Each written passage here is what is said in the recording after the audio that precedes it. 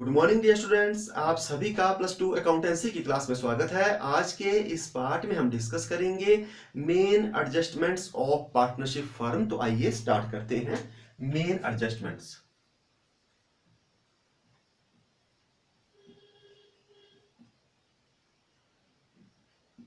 Of partnership firm.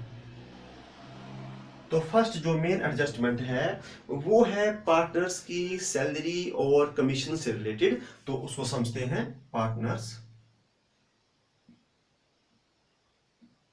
Salary और commission. तो partnership act 1932 आपको मैंने बताया था, इसका जो सेक्शन है 13C, इसके अकॉर्डिंग एक ऐसा प्रावधान है कि किसी भी पार्टनर्स को सैलरी और कमीशंस नहीं दी जा सकती। लेकिन अगर कोई पार्टनर किसी अन्य पार्टनर्स की अपेक्षा ज्यादा काम करता है तो उसको जो बाकी पार्टनर हैं वो मिल करके क्या कर सकते हैं, सैलरी और कमीशंस का प्रावधान कर सकते हैं। कब कर सकते हैं? जब वो पार्टनर बाकी मिलकर के चाहे कि नहीं इसको सैलरी दी जानी चाहिए, इसको कमीशन दी जानी चाहिए, तब वो प्रावधान कर सकते हैं। और उसको रिटर्न में कहाँ लिखना पड़ेगा? पार्टनरशिप डीड में। तभी क्या होगा, किसी पार्टनर्स को सैलरी और कमीशन मिलेगी, अन्यथा नहीं। और 1932 का जो सेक्शन 13C, इसके अकॉर्डिंग सैलरी और कमीशन नहीं दी जा सकती। तो अब हम देखते हैं कि इसकी एडजस्टमेंट हम कैसे करेंगे। तो इसको जो पार्टनर्स की सैलरी है, कमीशन है, इसको हम क्या करते हैं, profit and loss appropriation account की डेबिट साइड में बताते हैं, क्योंकि फर्म के लिए क्या है, खर्चा। तो हम यहां कर देंगे to salary and to commission. एक profit and loss appropriation account की किस तरफ, डेबिट साइड में, और दूसरा पार्टनर्स की कैपिटल अकाउंट की क्रेडिट साइड में इनको बता दी जाता है। तो by salary and bye commission.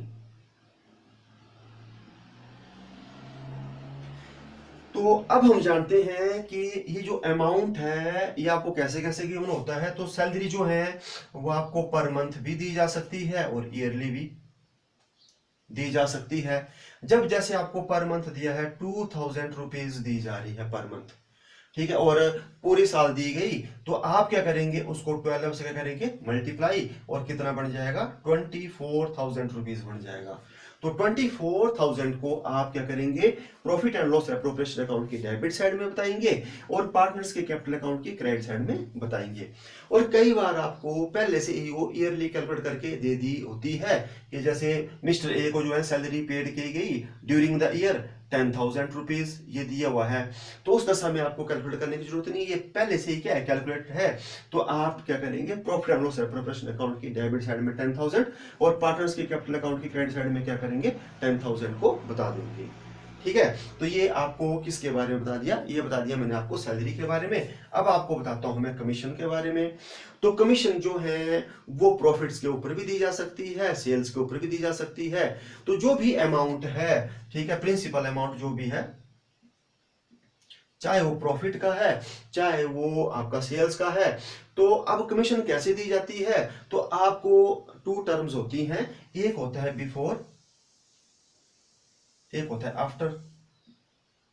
जब लिखा हुआ है बिफोर चार्जिंग दी जानी है कमीशन पार्टनर को, तो उस दशा में हम क्या करते हैं, amount multiply by rate upon हम करते हैं 100। जब क्या लिखा है, बिफोर, बिफोर चार्जिंग लिखा हुआ हो तो क्या करते हैं, अमाउंट, जितना भी अमाउंट है जिसके ऊपर दी जानी है, जैसे प्रॉफिट के ऊपर दी जानी तो profit multiply by rate upon 100।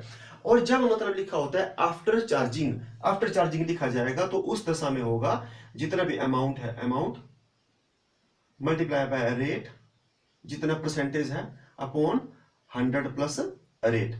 इस हिसाब से मतलब आप इसको क्या करते हैं, कैलकुलेट करते हैं। तो आपने ये जरूर देखना है कि बिफोर लगा हुआ है कि क्या लगा हुआ है, आफ्टर। और अगर बिफोर या आफ्टर नहीं है तो आपने सिंपल रेट अपॉन 100 ऐसे ही आपने कैलकुलेट करना।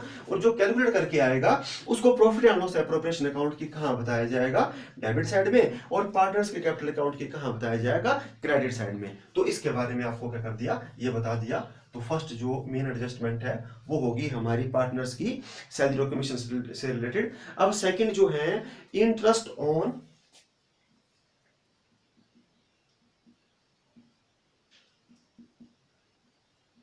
Partners loan to firm. तो जब क्या करता है कोई पार्टनर, क्या करता है फर्म को लोन देता है, तो कोई भी पार्टनर फर्म को लोन दे सकता है, और कोई मतलब कोई भी फर्म जो है वो जो पार्टनर है उनसे क्या कर सकती है, लोन ले सकती है। तो इसके बारे में जो प्रावधान है 1932 जो पार्टनरशिप एक्ट है उसमें जो सेक्शन 13D है उसमें एक ऐसा प्रोविजन है कि अगर फर्म ने किसी पार्टनर से लोन लिया हुआ है तो उसको 6% पर एनम के हिसाब से क्या मिलेगा, इंटरेस्ट मिलेगा। कितना परसेंट, 6% पर एनम, पूरे साल के हिसाब से जो है 6% के हिसाब से हम कैलकुलेट करेंगे और क्या करेंगे, उसको इंटरेस्ट पेड करेंगे। तो ये है चार्ज, एक है चार्ज। तो चार्ज होता है जो प्रभार, मतलब जो हमारे को देना पड़ता है, चाहे हमारे को प्रॉफिट हो चाहे हमारे को प्रॉफिट ना हो, तो ये क्या करना पड़ता है, हमारे को देना पड़ता है। तो इंटरेस्ट ऑन पार्टनर्स लोन क्या है, ये एक क्या है, एक चार्ज है।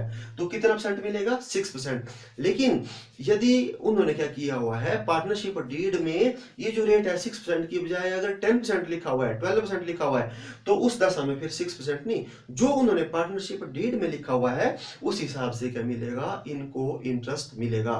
और अगर वहां पर उल्लेख नहीं है तो फिर मतलब कितना परसेंट कैलकुलेट करेंगे, 6%। तो क्या बोला मैंने कि पार्टनरशिप डीड में अगर लिखा हुआ है तो जितना लिखा हुआ है उतना परसेंट इंटरेस्ट दिया जाएगा, और अगर ना लिखा हुआ हो तो कितना दिया जाएगा, 6% दिया जाएगा।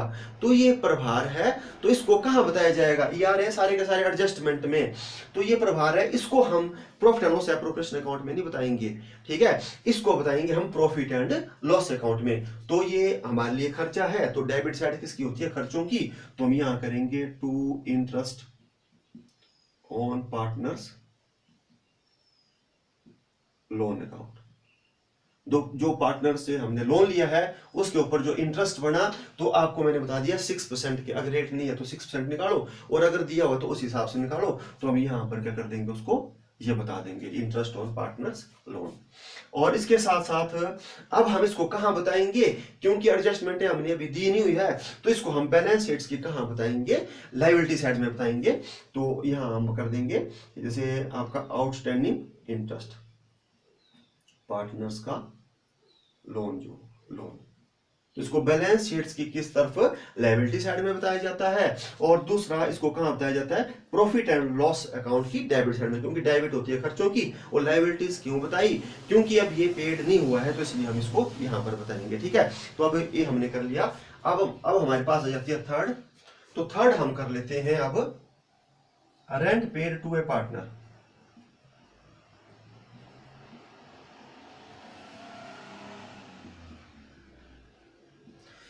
तो कई बार क्या करती है जो फर्म है, पार्टनरशिप फर्म है, वो किसी पार्टनर की जो प्रीमिसेस होती है या बिल्डिंग होती है उसको ही क्या कर लेती है, किराए पर ले लेती है, और उस बिल्डिंग के ऊपर ही क्या करती है, या उस परिसर के ऊपर ही क्या करती है, उस कारोबार को स्टार्ट कर देती है, ठीक है। तो क्या करना पड़ता है, फिर जो फर्म है, फर्म को, पार्टनर्स को क्या करना पड़ता है, रेंट पेड करना पड़ता है। तो ये भी क्या है, अगर ये पार्टनर ना देता तो किसी और से क्या करना पड़ती, उनको मतलब रेंट पे लेनी पड़नी थी। तो ये भी क्या है, ये भी एक चार्ज है, प्रभार है ये भी एक। तो जो भी चार्ज होते हैं उनको हम कहाँ बताते हैं, प्रॉफिट एंड लॉस अकाउंट में बताते हैं। और ये जो रेंट है ये भी देना ही देना पड़ता है, जो प्रभार है वो देने ही पड़ते हैं, चाहे प्रॉफिट हो चाहे क्या हो, लॉस हो। तो इसको हम कहाँ बताते हैं, रेंट पे टू ए पार्टनर। इसको प्रॉफिट एंड लॉस अकाउंट की हम डेबिट साइड में बताते हैं। तो हम यहाँ कर देंगे टू रेंट, जितना भी बनेगा। और इसके बाद जो है हम इसको कहाँ बताएंगे, ये हमने दिया नहीं हुआ है, तो हम इसको बैलेंस शीट्स की लायबिलिटी साइड में, तो यहाँ कर देंगे आउटस्टैंडिंग रेंट, तो हम यहाँ पर बता देंगे, ठीक है। तो ये हमने जैसे जो है इसके बारे में बता दिया। तो जितना भी रेंट बनेगा, जैसे इसमें भी सैलरी की तरह पर मंथ भी हो सकता है, ईयरली भी हो सकता है। पर मंथ है तो जितने महीने जो है वो बिल्डिंग यूज की, तो हम उसको मतलब कैलकुलेट करके यहाँ लिख देंगे, ठीक है। तो ये हमने जैसे कर ली, कितनी एडजस्टमेंट कर ली, 3। अब हम फोर्थ देखते हैं, मैनेजर की कमीशन।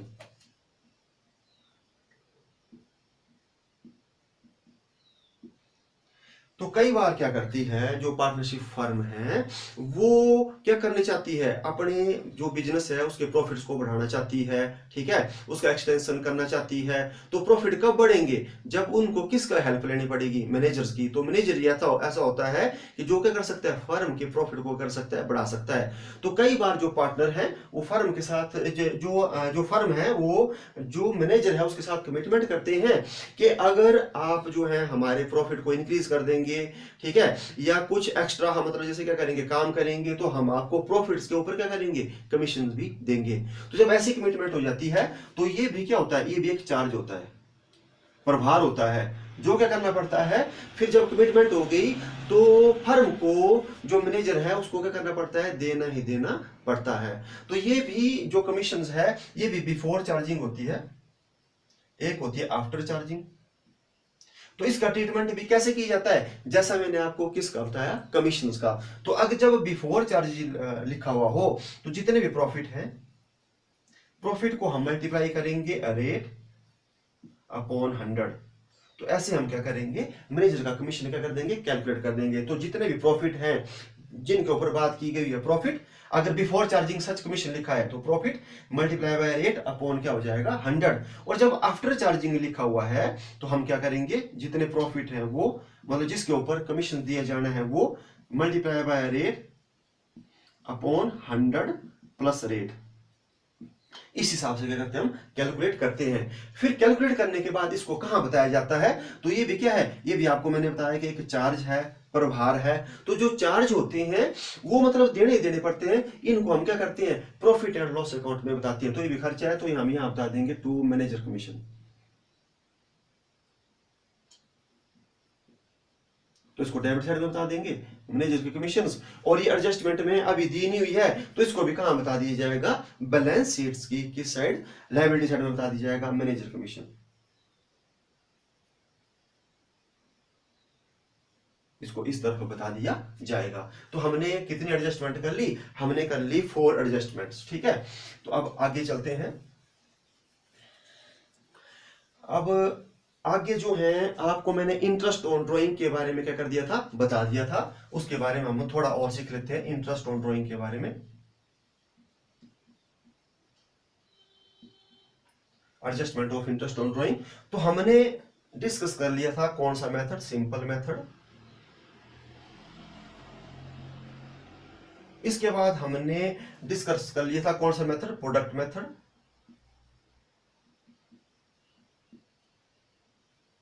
और थर्ड हमने कर लिया था मंथली ड्राइंग मेथड, ठीक है। तो मंथली ड्राइंग मेथड में मतलब आपको बता दिया था कि रेगुलर क्या कर रहे हैं, मतलब पूरी साल भर निकाल रहे हैं, या रेगुलर वो 9 मंथ में निकाल रहे हैं, या लास्ट के 6 मंथ में निकाल रहे हैं। तो ये मैंने आपको सारा बता दिया था। अब मतलब मेरे को यहाँ पर बताने के लिए रह गया था आपको क्वार्टरली। क्वार्टरली अगर वो मतलब क्या करते हैं, मतलब क्वार्टरली 3-3 महीने के बाद निकालते हैं, तो इसको मैं आपको समझाता हूं कि एक साल में कितने क्वार्टर होते हैं, 4 क्वार्टर होते हैं। कितने क्वार्टर होते हैं, 4। तो अगर वो क्वार्टरली निकालता है, जैसे सपोज 1000 रुपीज निकालता है कोई पार्टनर क्वार्टरली, तो उसने पूरी की पूरी ड्राइंग कितनी की, तो हम उसको 4 से मल्टीप्लाई करेंगे तो कितनी हो जाएगी, 4000 रुपीज हो जाएगा हमारे पास टोटल ड्राइंग, ठीक है। तो अब फॉर्मूला क्या होगा इसमें, हमारे पास फॉर्मूला होगा total drawing multiply by rate upon 100। तो टोटल ड्राइंग कैसे निकालेंगे हम, जो भी आपको दिया है कि क्वार्टरली उसने निकाला 1000 रुपीज, तो हम क्या करेंगे, हमारे को पता है एक साल में कितने क्वार्टर होते हैं, 4। तो हम 1000 को 4 से करेंगे, कितना आ जाएगा, 4000 रुपीज आ जाएगा, मल्टीप्लाई बाय रेट अपॉन 100। और मल्टीप्लाई बाय हम लेंगे एवरेज मंथ अपॉन 12। तो अब मतलब आपको मैंने बताना है कि ये एवरेज मंथ कैसे निकाले जाते हैं, जैसे मैंने आपको मंथली ड्राइंग मेथड में बताए थे, ठीक है। जैसे रेगुलर पूरी साल में निकाला, 9 मंथ में निकाला, 6 मंथ में निकाला, तो आप जो है जो सेकंड पार्ट है इसका उसको आप देख सकते हैं। अब हम निकालेंगे एवरेज मंथ किस में, जो आपका क्वार्टरली है उसमें। तो कैसे निकलेगा, यहां पर भी मतलब आपका हो सकता है फर्स्ट डे, जैसे मतलब हम लिख देते हैं क्वार्टर 3, 6, 9, 12, ये 3rd month, 6 month, 9 month, 12 month, ठीक है। तो जब फर्स्ट डे निकाला जाता है तो फर्स्ट मतलब हमने यहाँ लिख दिया, इसने यहाँ निकाल दिया फर्स्ट, ठीक है। उसके बाद यहाँ निकालेगा, उसके बाद यहाँ निकालेगा, उसके बाद ये निकालेगा, हो गए 4 क्वार्टर, ठीक है। तो जो एवरेज जो मंथ है, इसको जो एवरेज पीरियड है, इसको निकालने का फार्मूला होता है time left after first drawing plus time left after last drawing. तो क्या फार्मूला बताया मैंने, time left after first drawing and time left after last drawing upon 2, ठीक है। इनको आप प्लस करेंगे तो देखो, अगर कोई जो है पार्टनर बिगिनिंग में ही निकाल देता है, तो बिगिनिंग में मतलब जैसे हमारा जो है सेशन चल पड़ा आपका जनवरी में और क्लोज हो रहा है दिसंबर में, तो बिगिनिंग में निकाल रहा है तो वो कब निकाल देगा, 1 जनवरी को ही निकाल देगा, ठीक है। तो 1 जनवरी को निकाल लिया, तो अब उसने जो है जैसे time left after first drawing कितना हुआ, तो 12 के 12 मंथ, तो हम यहाँ पर कर देंगे 12। कैसे हुए, क्योंकि 1 जनवरी को उसने निकाल लिया। इसके बाद जो है अब लास्ट ड्रॉइंग कब निकलेगी उसकी, ये 1st, 2nd, 3rd, 4th, तो लास्ट निकलेगी उसकी 9 मंथ में। तो 9 मंथ से बाद हम कैलकुलेट करेंगे 12 तक, तो कितने मंथ हो गए 3, तो 12 और 3 कितने हो गए 15, तो 15 को 2 से करेंगे तो कितना हो गया 7.5, मतलब ये आ गया एवरेज पीरियड। तो हम यहाँ करेंगे 7.5 अपॉन 12, ठीक है। तो इस हिसाब से हम क्या करेंगे, इसका इंटरेस्ट ऑन ड्रॉइंग कैलकुलेट कर देंगे। जैसे 1000 कर रहा है तो 1000 मल्टीप्लाई बाय 4, 4000, और रेट जैसे हमारे को अगर 6 फ्रेंड दिया तो 6/100 और मल्टीप्लाई बाय कितना हो जाएगा 7.5 अपॉन 12। और अगर वो किस में निकाल रहा है, मिडल में, तो मिडल में मतलब जैसे अब अगर हम 3 मंथ लेंगे तो 3 मंथ का जैसे जो इनका मिडल कब होगा, इनका मिडल होगा मतलब आपका जो है 1.5, तो जो आपका फरवरी 15, ठीक है। अगर मिडिल में निकालेगा तो वो फरवरी 15 में जैसे क्या करेगा, निकालेगा।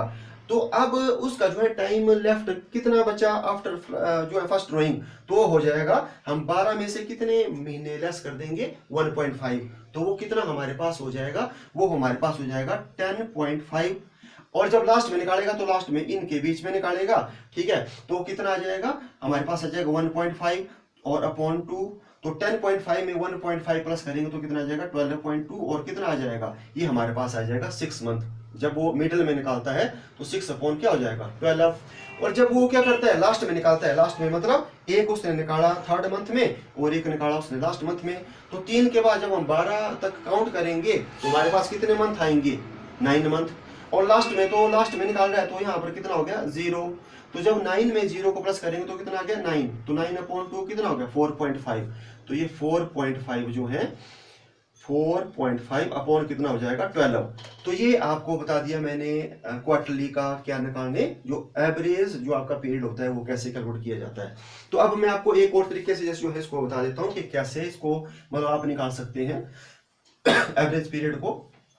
तो आपने क्या करना है, मतलब जैसे वही जो मैंने मंथली ड्रॉइंग मेथड में बताया था, तो एक साल में कितने महीने होते हैं 12, तो जब आप 12 को किससे करेंगे डिवाइड, एवरेज निकालना है 2 से, तो कितना आ गया 6, तो 6 आ जाता है आपका मिडिल वाला, ठीक है। तो देखो ये 6/12 क्या हो गया मिडिल वाला। अगर हमने बिगिनिंग में जाना है तो हमारे को पता है यहाँ पर कितने, जैसे एक क्वार्टर में कितने मंथ होते हैं 3, तो 3 को हम डिवाइड करेंगे कितने से करेंगे 2 से, तो कितना आ जाएगा हमारे पास 1.5।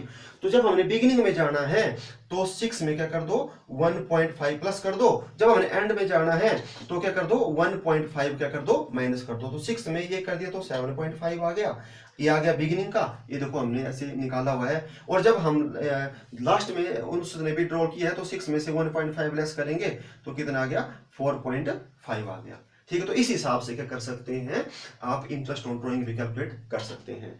तो आज के इस पार्ट में हमने क्या सीख लिया, हमने सीख ली मेन एडजस्टमेंट्स। तो किस किस चीज की, तो आपको मैंने बता दिया पार्टनर्स की सैलरी और कमीशंस की, पार्टनर्स ने जो लोन दिया है फर्म को उसका, पार्टनर्स को रेंट दिया जा रहा है, मैनेजर को कमीशन दी जा रही है, और इसके साथ साथ इंटरेस्ट ऑन ड्रॉइंग का भी हमने जैसे जो है वो सीख लिया, कौन सा मेथड क्वार्टरली जब ड्रॉ करता है। तो आज के इस वीडियो में इतना ही, मिलते हैं नेक्स्ट वीडियो में, थैंक यू।